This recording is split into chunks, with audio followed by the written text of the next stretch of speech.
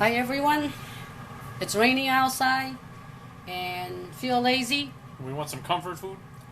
Well, maybe not as much as comfort food as just being lazy, and I have leftovers. So I have some leftover salmon from the other day, and I got some salmon skin from the freezer and kind of fried it up to make sure that we have enough salmon. And I have some chopped regular onion, chopped green onion, garlic, and here's some chopped celery and carrots. And draining some capers. We're going to make some of the best salmon caper fried rice. Here we go. So what do you got in there right now? That's the fat from the salmon belly that doesn't want to crisp up. So I just use it to render more fat. But I think I want it spicy instead.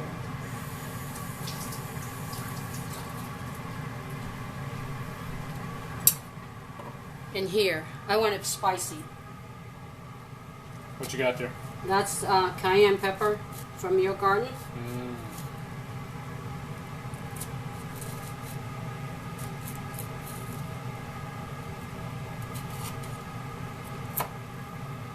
As the pan heat up, I'll go ahead and chop these hot pepper up.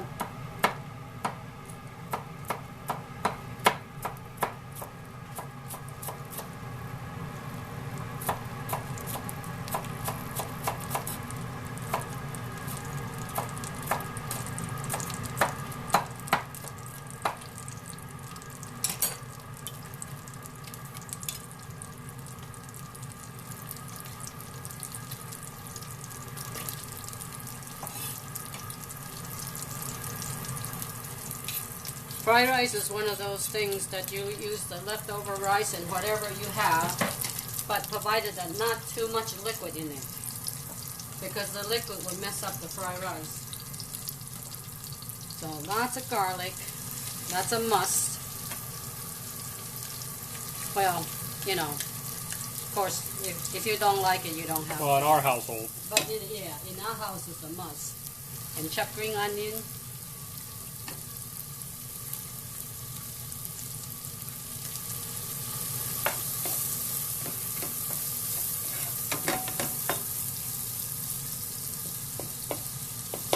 And I tend to use a lot more oil than most people do, and the reason being is that I don't really tolerate the rice very well. But if I cook it enough animal fat, Yeah. it actually kind of somehow it buffers my intestines, so that then I could eat a little bit more of it than if I don't. And hopefully that it don't give me a headache afterwards. And if you ask why I get a headache, I think it has to do with the blood sugar going up. I notice that every time I eat something that is sweet or high carb, I will get a headache within 30 minutes after I eat. So I pay attention to how my body reacts to it. You usually have to go lay down, right? Yep. And sometimes I have to take a nap. Yeah. Which is no fun if you need to get things done. Yeah.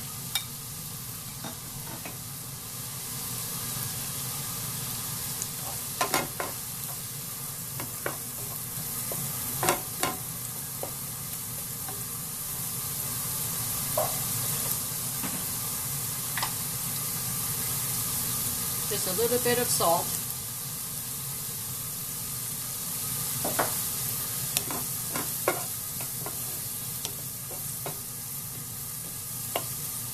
And that was pink Himalayan sea salt? Yes.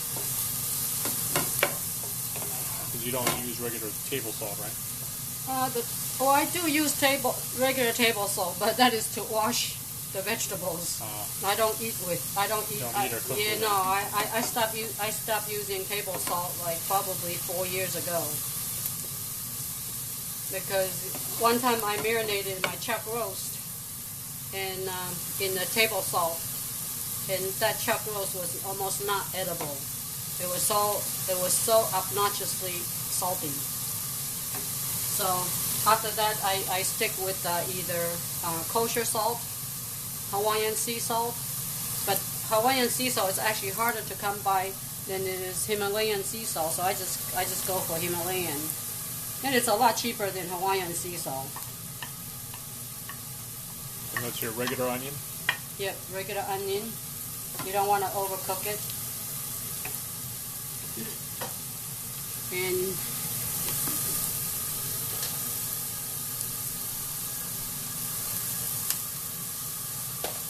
here's my leftover rice. Dump it in there.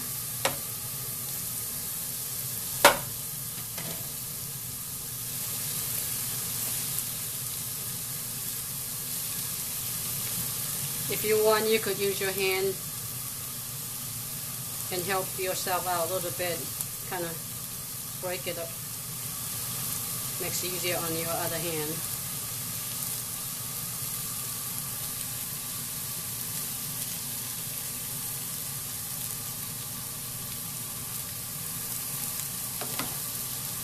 That's the best I can do for now. And your hands are clean, right? Yes, I wash them all the time. And at this moment, go ahead and put some more salt on it so that your rice can pick up some of the salt. Yeah, don't salt your rice with the soy sauce. I mean, don't get your saltiness from the soy sauce, because then that make your rice really mushy. You only use the soy sauce at the end just for a little coloring if you like it a little bit more brownish. But growing up, when we use the leftover rice to make fried rice, usually just oil, salt, and if we're lucky, a little garlic, fresh chopped garlic. That's it.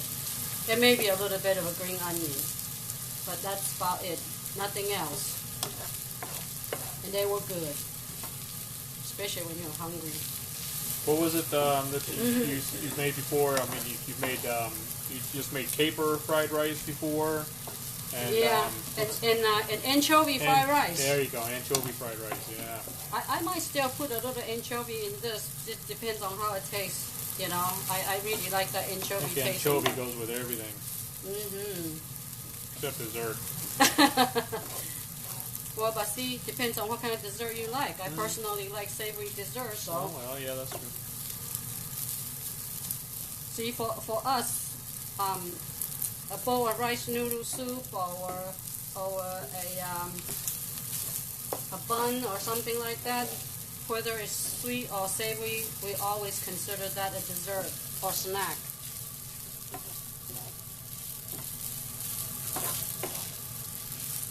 Alright, make sure that the rice is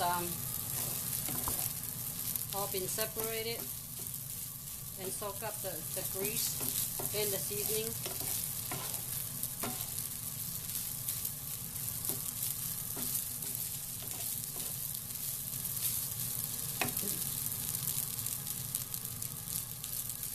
Let's see. Okay, rice is hot. And we put in all the chopped salmon and a little piece salmon skin we found in the freezer.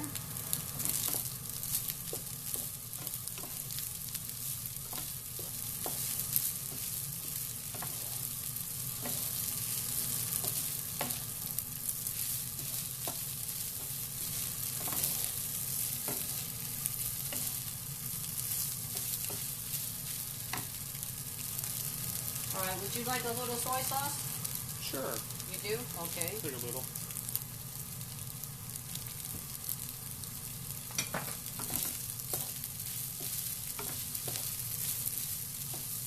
Actually, that looks a little bit more appetizing, isn't it? But like I say, don't put too much, because if you put too much, then the rice will turn mushy. When you cook at home, you cannot achieve the temperature that you could get in a restaurant. Yeah. So that's why you have to be careful of the liquid you put in. And we like it a little bit black pepper. Yeah.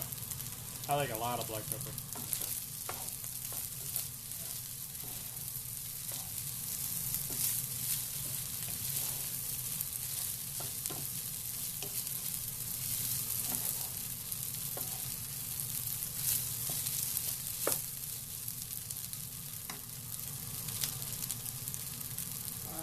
Taste tasting time.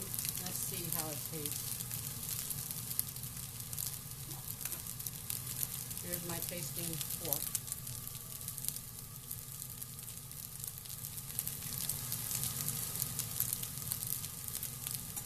Ooh, spicy.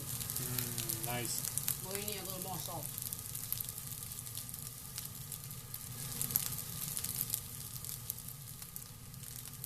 Now, what consistency are you looking for? It doesn't have to be like dried out. No. You don't want it bone dry, you know. You just want to make sure that it's feeded all the way through, and it soak up the flavoring that you put in there, so that it's not just plain white rice anymore. And then of course your seasoning. And I think we're pretty much done.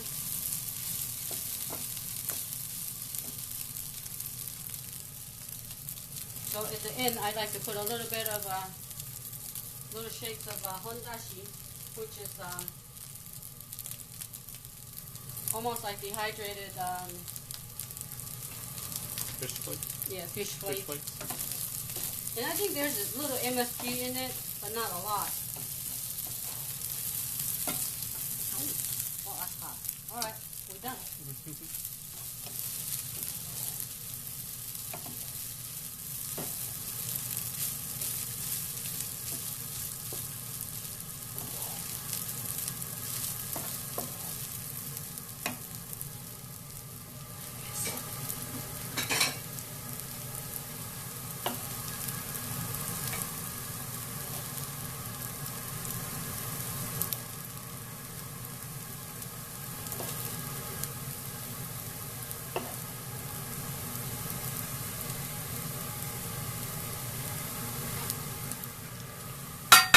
There you go. There we go. I'm about to enjoy myself.